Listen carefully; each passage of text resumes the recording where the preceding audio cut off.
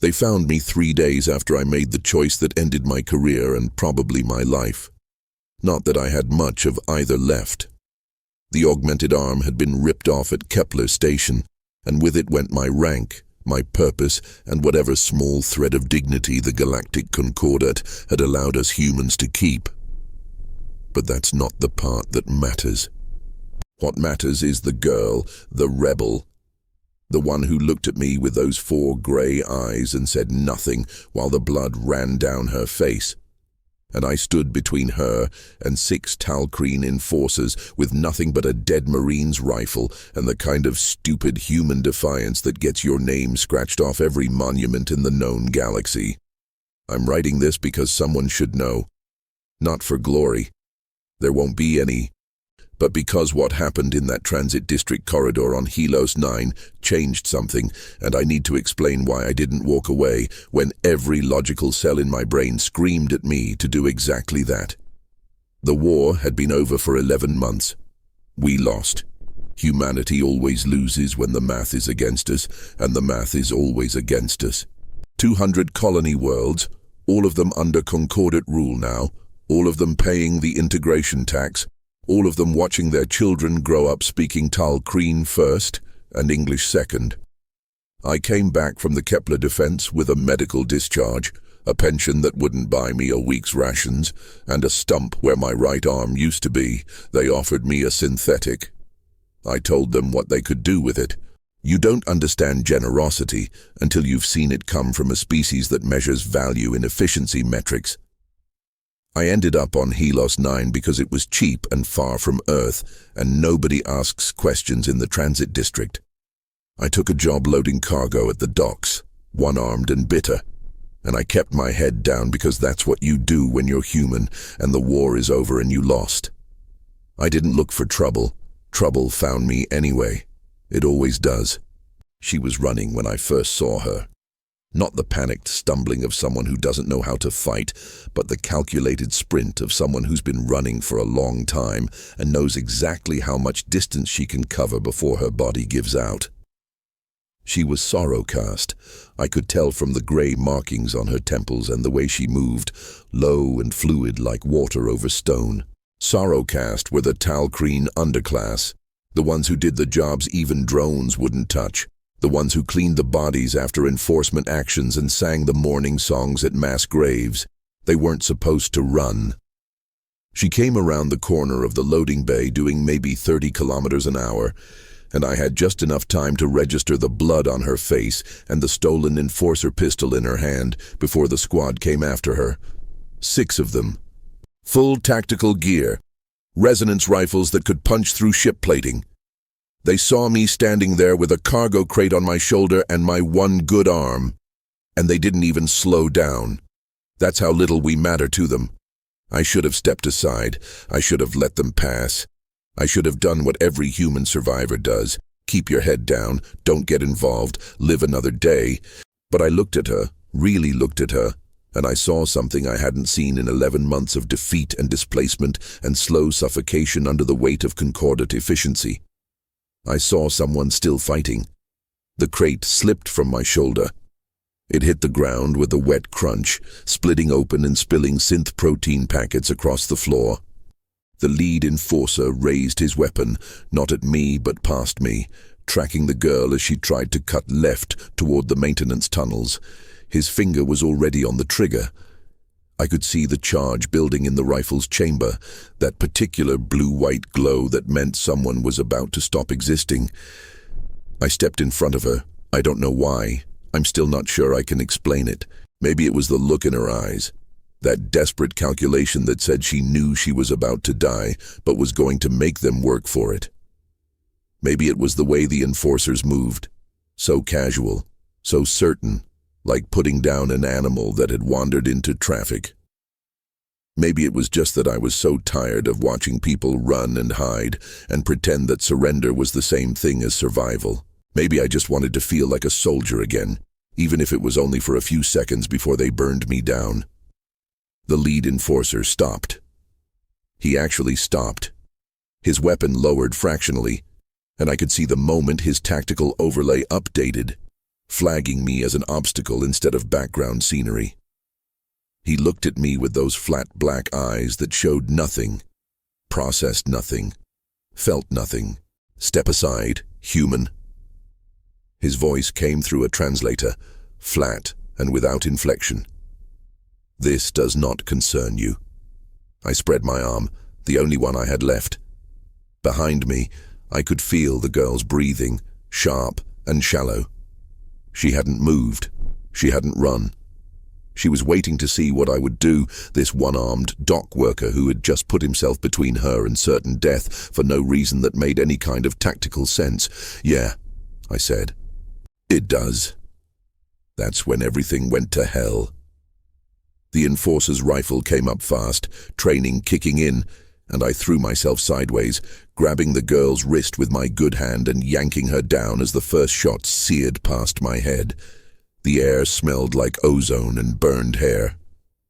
We hit the ground hard, rolling behind the loading crane as the rest of the squad opened up, their shots punching through the cargo crates and sending synth protein powder into the air like snow.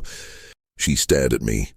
4 eyes, 2 primary and 2 secondary, all of them wide with something that might have been shock or might have been the first stage of understanding that I was either the stupidest human she'd ever met or the only one who'd actually done something worth dying for.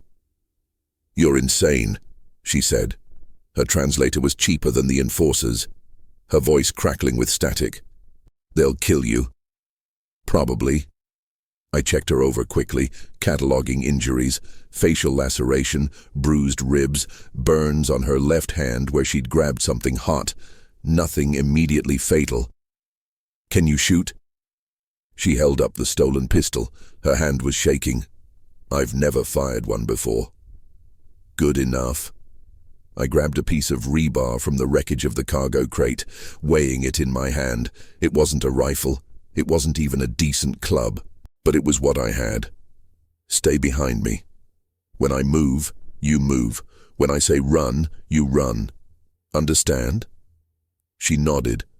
Her face had gone very still, the way people's faces go when they're processing something that doesn't fit their understanding of the world.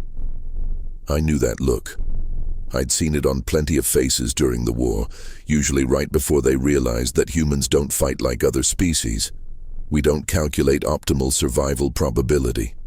We don't retreat when the math says we're dead.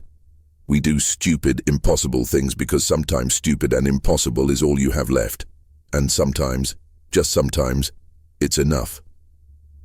"Why are you doing this?" she whispered. I didn't have a good answer. I still don't. So I told her the truth. Because I'm tired of walking away. The enforcers were spreading out, moving to flank us. I could hear their tactical chatter, that clicking, efficient language that sounded like insects in a wall. They were adapting. They'd expected easy prey, a panicked sorrowcast who'd committed some petty crime, maybe killed an overseer or stolen something valuable. They hadn't expected a human. They definitely hadn't expected a human who'd just volunteered to die for someone he'd never met. I grabbed the girl's collar and pulled her up. "Run. Maintenance tunnel, 30 meters, right behind you. Go." "What about you?" I smiled. It wasn't a nice smile. It was the kind of smile you learn when you've held a position against impossible odds and watched good people die so that bad math might turn into slightly less bad math. "I'll buy you time. They'll kill you." "Yeah." I pushed her toward the tunnel. "They'll try." She ran. I stood up. The first enforcer came around the crane, weapon raised, and I swung the rebar like I was trying to hit a fastball out of the park. It connected with his helmet with a sound like a bell cracking, and he went down hard. The second one got a shot off that burned through my jacket and seared across my ribs, and then I was on him, using the rebar like a spear, driving it up under his armor where the joints met at the throat. He made a sound, high and wet, and fell. 2 down, 4 to go. I didn't have time to process it, didn't have time to think about what I'd just done. Killing Concordat enforcers on a civilian station, which was about 6 different death penalties stacked on top of each other. I just grabbed the dead Marine's rifle, The one I'd seen lying near the cargo entrance, probably dropped during some other enforcement action, and I ran after the girl. The maintenance tunnel was dark and narrow and smelled like coolant and old fear. She was waiting for me just inside the entrance, pistol raised, pointed at my chest. Her hands weren't shaking anymore. "You killed them," she said. "2 of them." I checked the rifle. Half charge, maybe 30 shots. Not nearly enough. "The other 4 are coming. We need to move." "You killed Concordat enforcers." "Yeah." I looked at her, really looked at her. "So did you, I'm guessing. That pistol didn't fall off a truck." She lowered the weapon slowly. Her eyes were doing something I couldn't quite read. Some complicated Tal'kreen expression that my limited experience didn't have context for. Then she said the words that changed everything. "Now we're accomplices." I laughed. I couldn't help it. It was absurd and true and exactly the kind of simple clarity that cuts through all the complicated moral calculus and leaves you with the only thing that matters. You can't go back. You made a choice, and now you live with it or you die with it, but you don't get to pretend it didn't happen. "Yeah," I said. "I guess we are." Her name was Thesa. She told me while we moved through the maintenance tunnels, staying ahead of the enforcers, listening to their tactical chatter echo through the vents. She was Sorrowcast, born in the recycling districts of Helos 9, raised to mourn and clean and disappear when the important castes needed the world to look clean and ordered. She'd killed her overseer 3 days ago, stabbed him with a piece of broken glass after he'd beaten one of the children in her work crew to death for moving too slowly. "He was 7, she said quietly. "His name was Kess. He liked to sing." I didn't ask what happened after. I could imagine. You kill an overseer, you run, you steal a weapon, you try to get off station before they find you. Except they always find you, because the Concordat doesn't let things like that go unanswered. Order must be maintained. Examples must be made. Humans must know their place, and everyone below humans must know theirs even more. We'd been moving for maybe an hour when we found the dead end. Literally. The tunnel terminated in a sealed blast door, emergency lockdown protocol, probably triggered when the enforcers realized we'd gone to ground. I checked the control panel. Offline. No way to override without station authority codes. Behind us, I could hear them coming. Methodical. Patient. They knew we were trapped. They had all the time in the world. Thesa looked at me. "This is it." I scanned the tunnel. There was a ventilation grate above us, maybe 3 meters up. Big enough for her, maybe. Not for me, not with one arm. And even if I could make it, the vent system would be mapped, monitored. They'd track her in minutes. But she could run. She could try. It was something.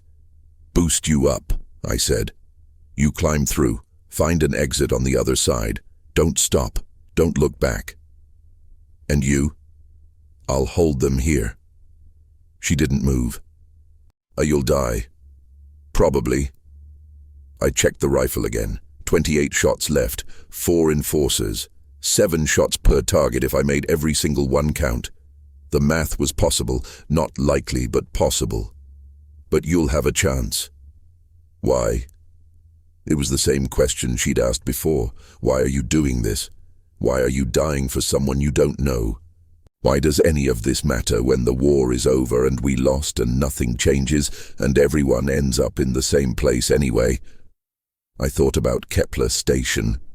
I thought about holding the reactor core while our fleet burned above us, buying time for the evacuation ships, knowing we were already dead but doing it anyway because someone had to. I thought about the moment they ripped my arm off, the augmented limb that had made me useful, valuable, worth keeping alive. I thought about coming home to a world that had surrendered, that had chosen survival over pride, that had decided that living under Concordat rule was better than dying for something as abstract as freedom. Maybe they were right. Maybe survival is all that matters. Maybe I was just too stupid or too stubborn to accept it. Or maybe I'd been waiting 11 months for a reason to stop surviving and start living again.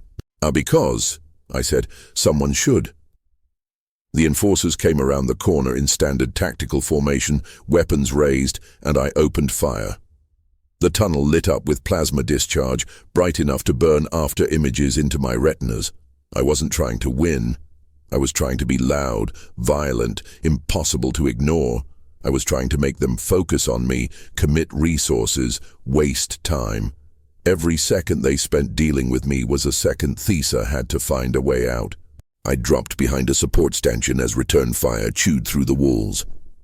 The rifle's charge was dropping fast. 15 shots. 10. 5. I was counting in my head, calculating angles, doing the same kind of desperate math I'd done at Kepler, the math that never quite adds up but sometimes gets you one more minute, one more breath, one more chance to matter. The rifle died. I dropped it and grabbed the pistol from my belt. The one I'd kept from my service days, the one I wasn't supposed to have but nobody had bothered to confiscate because I was just a broken dock worker, and who cares what broken things carry. 2 shots left. I could hear them moving closer. Coordinated. Professional. They knew I was finished. They were probably debating whether to take me alive for questioning or just burn me down and file the report. Then Thesa dropped from the vent behind them. She was holding a piece of pipe, jagged at one end, and she swung it with everything she had. It caught the nearest enforcer in the back of the knee, and his leg bent wrong, armor or no armor. He went down screaming, and she was already moving, ducking under the second enforcer's grab, driving the pipe up into his throat. I used the distraction, came out from behind the stanchion, pistol raised, and put both shots into the third enforcer's faceplate.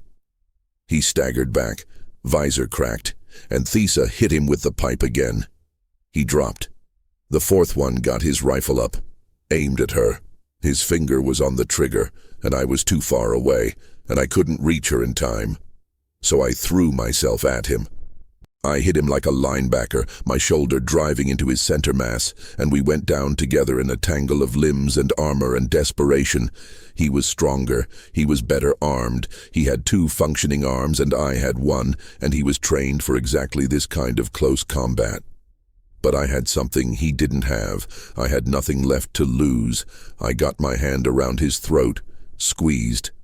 He drove his armored elbow into my ribs, and I felt something crack, and I squeezed harder.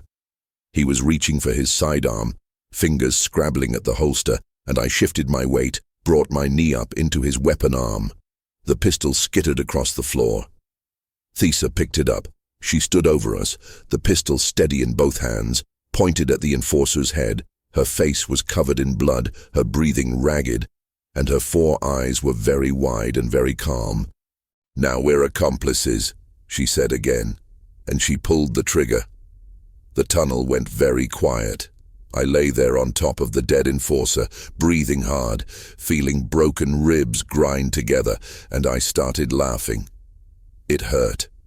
Everything hurt. But I couldn't stop. We'd done it. We'd actually done it. 6 Concordat enforcers, dead, 1 human with 1 arm and 1 Sorrowcast girl who'd never fired a weapon before yesterday. The math hadn't mattered. Thesa helped me up. I could barely stand. My ribs were definitely broken, maybe punctured, and I was pretty sure I had internal bleeding. But I was alive, and so was she, and that meant we had options. Not good options. Not many options, but options. "We need to leave the station," she said. "They'll send more." "Yeah." I leaned against the wall, trying to think through the pain. "I know a guy, smuggler, owes me a favor. He can get us off-world." "Where?" "Good question. Where do you go when you've killed 6 Concordat enforcers, and there's nowhere in the known galaxy that isn't under their control? Where do you run when the people chasing you have faster ships and better weapons and unlimited resources, and all you have is determination and spite?" I thought about the stories I'd heard during the war, rumors, whispers, places where humans still fought, out in the dark between stars, colonies that had refused surrender, resistance cells that hit Concordat supply lines and disappeared before retaliation could arrive. I'd never believed them. I'd thought they were just stories soldiers told themselves to feel better about losing. But maybe some of them were real. Outward, I said, beyond the Concordat borders. There are colonies out there, independent ones, human ones. If we can reach them, yeah. I pushed off the wall, every movement sending fresh pain through my chest. We started walking. Behind us, the dead enforcers lay in the tunnel, their blood mixing with coolant runoff, their tactical system still pinging uselessly for backup that would arrive too late. Ahead of us was darkness and uncertainty, and probably death. But we were moving. We were fighting. We were accomplices now, bound together by violence and choice and the kind of desperate hope that only matters when everything else is gone. I'd spent 11 months learning how to survive. Now I was going to remember how to live. The smuggler's name was Kovich, and he looked at us like we were radioactive when we stumbled into his warehouse 3 hours later. I don't blame him. I was bleeding through my jacket. Thesa was covered in enforcer blood that wasn't hers, and we had the kind of desperate energy that screams massive liability in every language in the galaxy. No, he said immediately. Whatever you're about to ask, no. I leaned against his desk, partly because I was trying to look casual, and partly because I couldn't stand up straight anymore. You owe me, Kovich, Proxima job. I didn't tell the enforcers about your involvement. That was 2 years ago. Debts don't have expiration dates. He looked at Thesa, then back at me. He was human, maybe 50, with the kind of weathered face that comes from breathing recycled air for too many years. He'd been a pilot during the war, flew supply runs through Concordat blockades, lost his ship and his crew and his nerve. Now he moved contraband for people who didn't ask questions, and he made sure never to owe anyone anything. Except me. You killed enforcers, he said quietly. I heard it on the feeds, 6 of them. That's not a debt, Marcus. That's a suicide note. Then you know we can't stay here. I met his eyes. 1 trip. Get us beyond the border. After that, we're someone else's problem. There is no beyond the border. The Concordat owns everything. Not everything. I pulled out the data chip I'd kept from my service days, the one with coordinates and contact codes for the resistance cells. I'd never used it, never believed in it, but I'd kept it, the way you keep old photos or lucky coins or anything that reminds you of who you used to be. There are colonies, independent ones, human ones. Kovich stared at the chip like it might explode. That's treason data. Yeah. If they catch you with that, they don't just kill you. They make an example. Public execution, broadcast across every colony world. They'll kill your family, your friends, everyone you've ever spoken to. Good thing I don't have any of those. He looked at Thesa again. She hadn't said anything since we'd arrived, just stood there with the stolen pistol in her hand, watching everything with those 4 grey eyes. She looked young, I realized, younger than I'd thought. Maybe 20 standard years, too young to have killed 6 enforcers, too young to be running for her life with a one-armed human who'd volunteered to die for her, too young to have given up. She's not human, Kovich said. I noticed. They'll kill her first. Make you watch, then they'll kill you slow. Then we better not get caught. I pushed the data chip across the desk. 1 trip, Kovich. That's all I'm asking. You get us to the coordinates. You drop us off. You forget you ever saw us. The debt is paid. He didn't move. I could see him calculating, weighing risk against obligation, survival against honor. It's the same calculation everyone makes eventually under Concordat rule. Most people choose survival. It's the smart choice, the logical choice. The choice that kills you a little bit every day until there's nothing left worth saving. Kovic picked up the data chip. "My ship leaves in 2 hours," he said. "If you're not on it, I go without you. If enforcers follow us, I space you both. If you bring me any trouble at all, any heat, any complications, I leave you at the nearest station and you're on your own. Understood? Understood." And Marcus, he looked at me, really looked at me, and I saw something in his face I hadn't seen in a long time. Respect, maybe, or recognition. The knowledge that we were the same, him and me, just two broken soldiers trying to figure out what happened to the people we used to be. That arm. What happened? Kepler Station held the reactor long enough for the evac ships to clear. Augmentation couldn't handle the radiation. It tried to kill me, so they cut it off. He nodded slowly. "I heard about Kepler. Heard you held for 6 hours. Heard the Concordat said it was impossible, that humans couldn't survive that kind of exposure, that it was propaganda." "It was 6 hours and 14 minutes. I straightened up, ignoring the way my ribs screamed, "and we survived." "Yeah," he smiled, "just a little. You did." The ship was a light freighter, old Alliance military surplus, retrofitted for cargo, and probably 15 other things that weren't strictly legal. Kovic kept it clean, maintained, ready to run. He'd learned that during the war, always have an exit, always be ready to move, never trust that tomorrow will look like today. We launched during shift change, when traffic control was swamped and nobody was paying attention to one more freighter leaving dock. I watched Helios 9 fall away through the viewport, watched the station lights dim and blur, watched the place where I'd spent 11 months learning to be small and quiet and forgettable disappear into the black. I felt nothing. No regret. No relief. Just a kind of hollow readiness, the feeling you get before combat when your brain shuts down everything except what you need to survive the next 60 seconds. Thesa sat across from me in the cargo bay, cleaning the stolen pistol with a rag she'd found. Her hands were steady now. Practiced. She'd figured out the mechanism, how to remove the power cell, how to check the chamber. She was learning fast. "Your military," she said without looking up, "was..." "What happened?" "We lost." "Before that..." I leaned back against the bulkhead, feeling the ship's engines thrum through the metal. "Before that, we thought we could win. We had good ships, good soldiers, good tactics. We just didn't have enough of them. Concordat has 1,000 worlds. We had 200. Math catches up eventually. So you gave up?" "No." I said it sharper than I meant to. "We got beaten. There's a difference."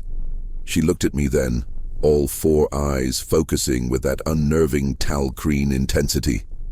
"Is there?" I didn't have a good answer for that. Maybe there wasn't one. Maybe giving up and getting beaten looked the same from the outside. Maybe it only matters to the people who were there, who felt the difference between choosing surrender and having surrender chosen for you. "Your overseer," I said, "the one you killed. Why him?" "Because I could." She went back to cleaning the pistol. "Because he beat a child to death and smiled while he did it. Because someone had to." "That's not a reason.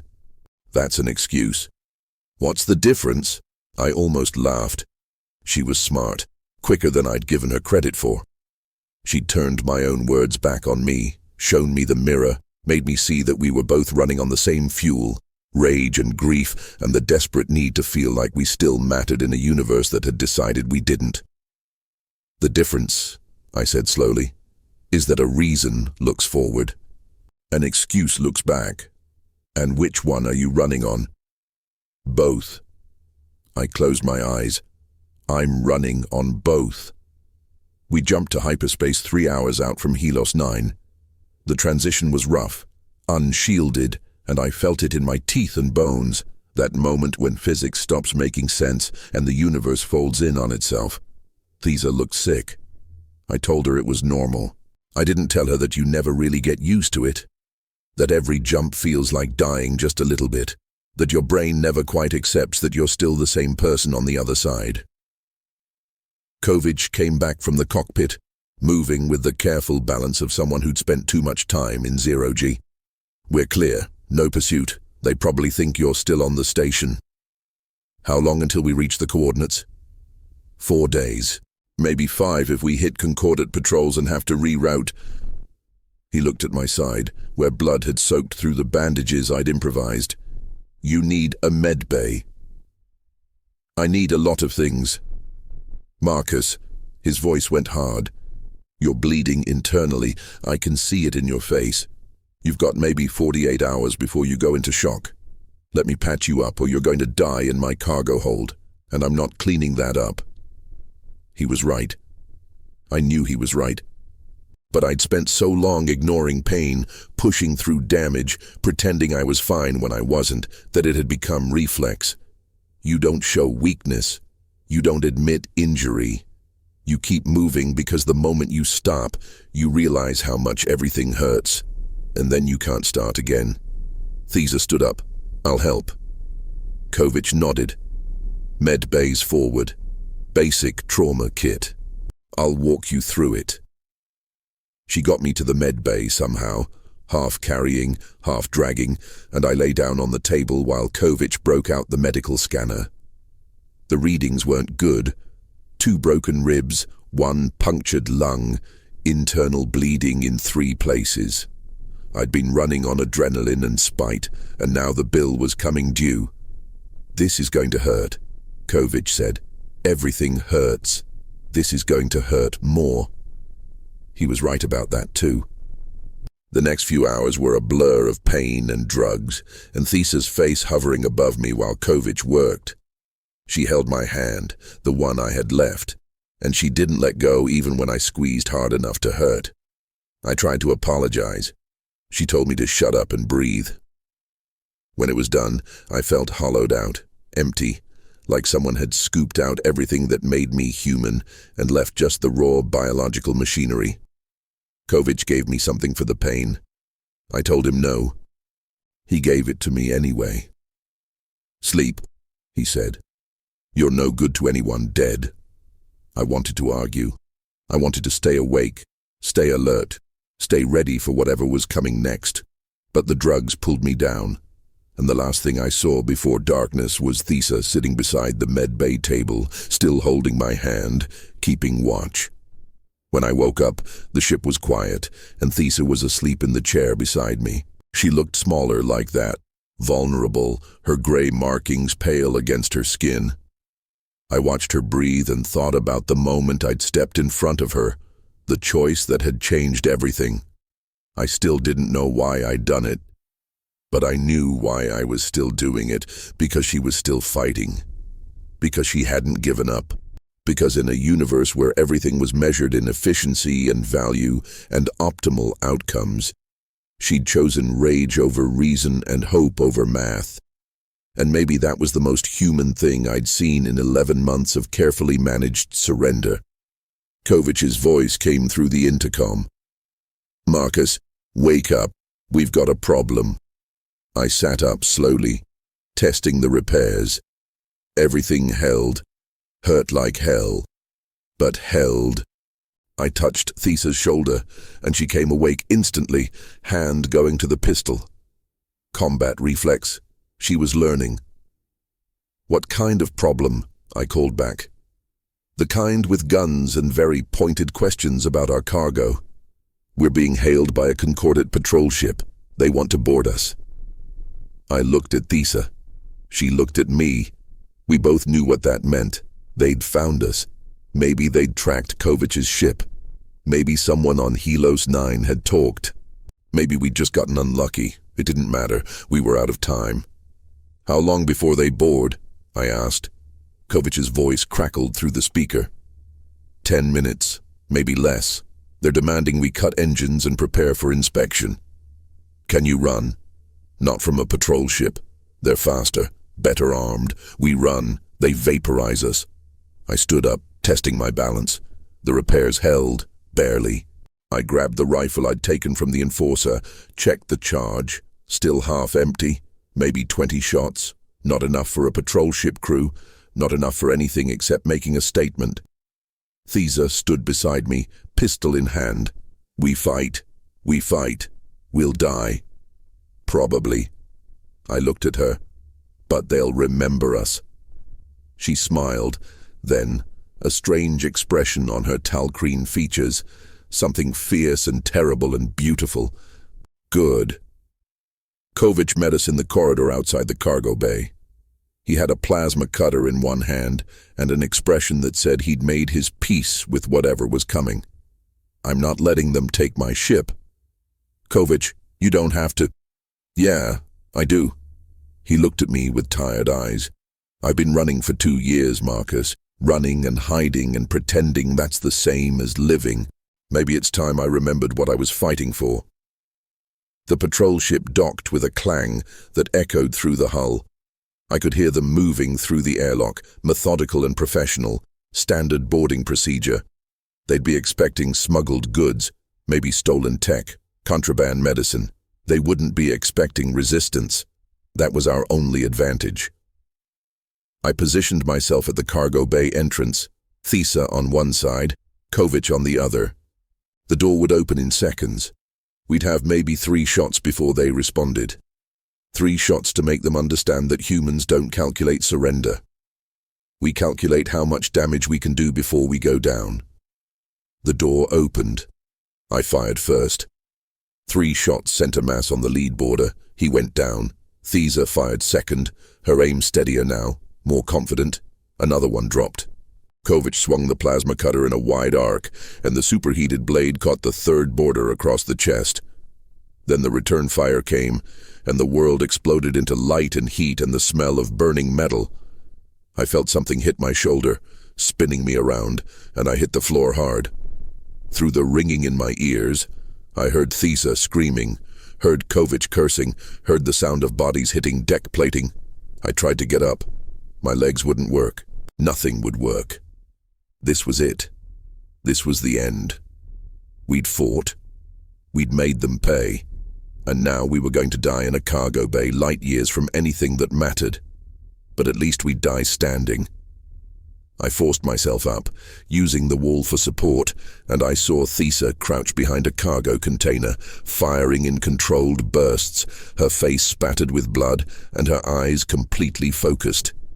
I saw Kovic laying on the floor, not moving, the plasma cutter still clutched in his hand. I saw the boarders advancing, professional and efficient, closing in for the kill. And I saw something else. The airlock behind them was still open.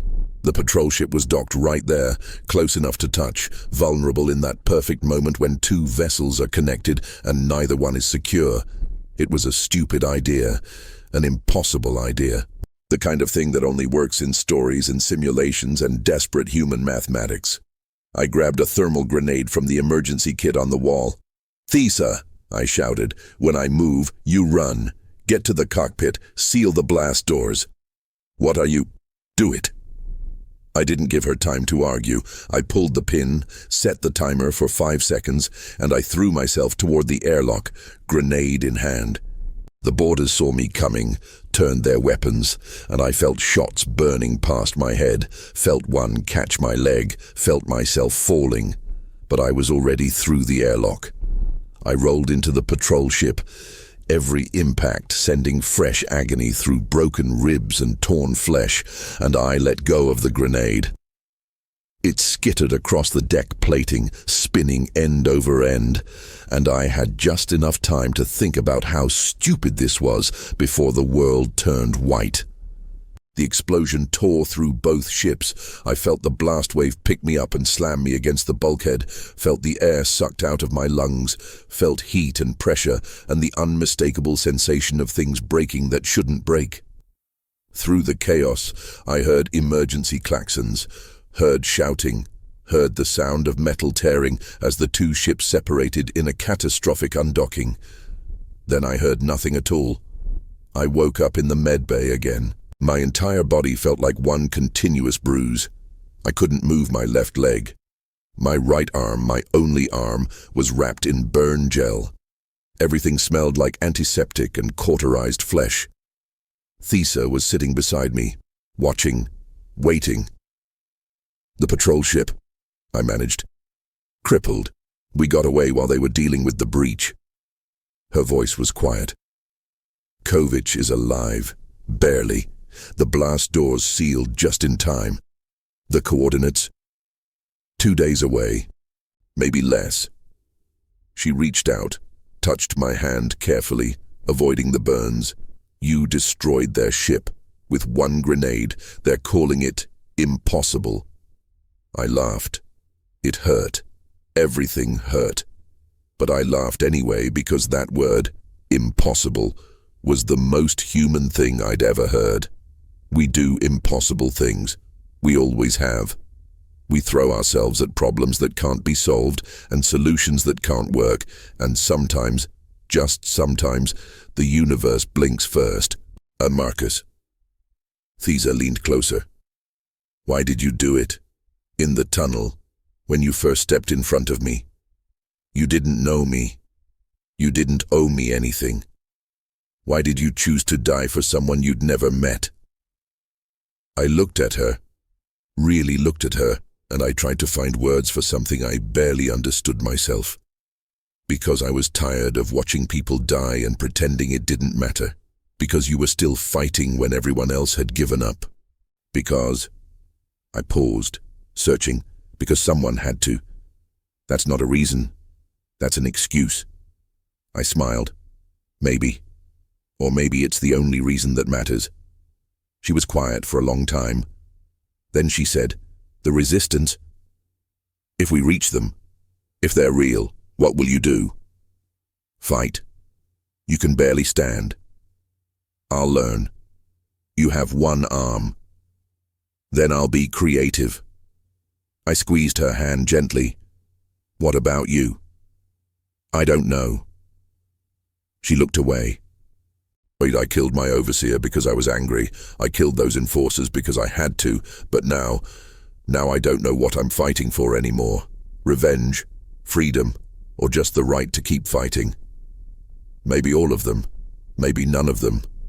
I thought about Kepler Station, about 6 hours and 14 minutes of holding an impossible position, about the moment they cut my arm off and I realized I was still alive when I shouldn't be. Maybe you don't need to know. Maybe you just need to know that when the universe gives you a choice between surrender and defiance, you choose defiance. Every time, even when the math is against you, especially when the math is against you. She smiled, and this time it reached all 4 of her eyes. "Now we're accomplices." "Yeah," I said. "We are." 2 days later, we dropped out of hyperspace at the coordinates. There was nothing there. Just empty space, distant stars, the vast black between systems. For a moment, I thought we'd come all this way for nothing, that the resistance was just a story, that we'd thrown everything away for a myth. Then Kovich's sensors lit up. "Contact," he said, his voice rough from the injuries he was still recovering from. "Multiple ships, human configuration, they're hailing us." The voice that came through the comm was human, female, with an accent I couldn't place. "Unknown freighter, you're in restricted space. Identify yourself and state your business, or we will open fire." I grabbed the comm unit. "This is Marcus Chen, formerly Alliance Marine Corps, Kepler Station Defense. I'm requesting asylum. I have coordinates and contact codes from the Resistance Network." Silence. Long enough that I thought they might not believe me. Long enough that I started calculating how long we could survive if they decided we were Concordat spies. Then the voice came back, warmer this time, almost amused. "Kepler Station, 6 hours, 14 minutes. We heard about that. Heard the Concordat said it was impossible. It was impossible, I said. We did it anyway." More silence. Then, "Stand by for escort." And Marcus. "Welcome home." The ships came out of the black, 6 of them, old Alliance military vessels that had been written off as destroyed or missing. They formed up around us, and I watched them through the viewport with something I hadn't felt in 11 months. Hope. They took us to a hidden colony, a cluster of habitats built into an asteroid field where sensors couldn't penetrate and Concordat patrols never went. There were thousands of people there, humans and others, all of them refugees and fighters and people who decided that survival wasn't enough. They gave us quarters, medical treatment, food that didn't come from a ration pack. They asked us questions, listened to our story, and when I told them about the 6 enforcers and the patrol ship and the choice I'd made in a maintenance tunnel on Helos 9, they didn't call it impossible. They called it Tuesday, because this was what they did, every day. They fought impossible odds with inadequate resources and came out the other side still breathing, still defiant, still refusing to accept that the universe had already decided their fate. Thesa found me on the observation deck a week later. I was standing at the viewport, watching repair crews work on Kovach's ship, thinking about everything that had happened and everything that was still coming. She stood beside me, close enough that our shoulders touched. "They want me to join their intelligence division," she said. "They think a Sorrow caste who knows the Concordat systems could be valuable." "What did you tell them?" "I told them I'd think about it." She paused. "What about you?" "They offered me a position, training recruits, teaching them how to fight when the numbers are against them, how to hold impossible positions, how to do 6 hours when the math says you've only got 1. Will you take it?" I looked at my reflection in the viewport, at the scarred face and missing arm and all the damage I carried. I thought about the man I used to be, the soldier who'd held Kepler Station, and the man I'd become, the one who'd spent 11 months learning to disappear.